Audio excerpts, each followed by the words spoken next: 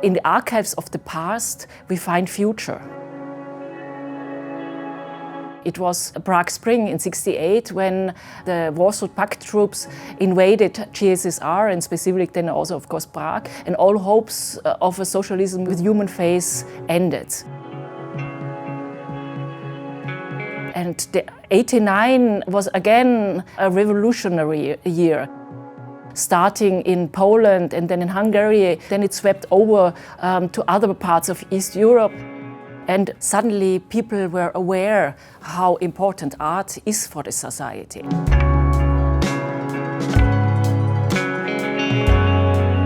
Artists of this older generation, they were aware that art has this capacity to be a medium of truth.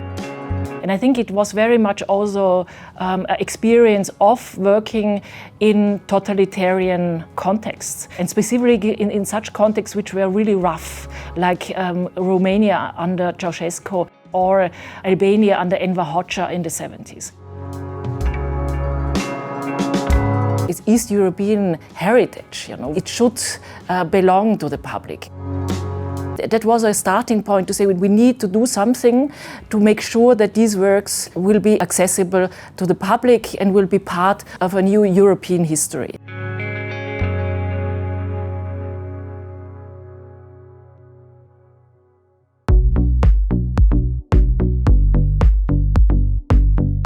That's why Kontakt started to investigate in this region.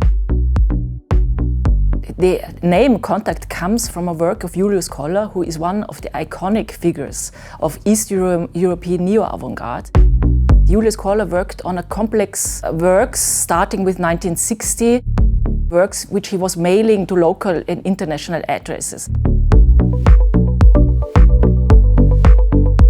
I always felt committed to this call of Julius, engage instead of arrange. The Kontakt collection is in the meantime a really big collection. People ask us, how was it possible to create such a collection? The key issue was long-term relationship with artists. We learn from them what it means to live in times where the reality is produced by politics and media, what we have at the moment.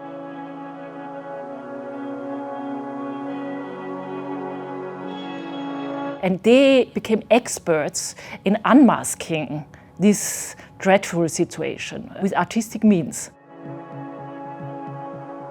I think we are facing again a moment. Our reality might change in a drastic way as it did with '89 and '68. Walls disappeared, but new walls were erected, and not only geographically, also mentally. We have seen the emergence of a new historical period, which had a very strong impact also in art practice. I would even say it challenged the definition of art.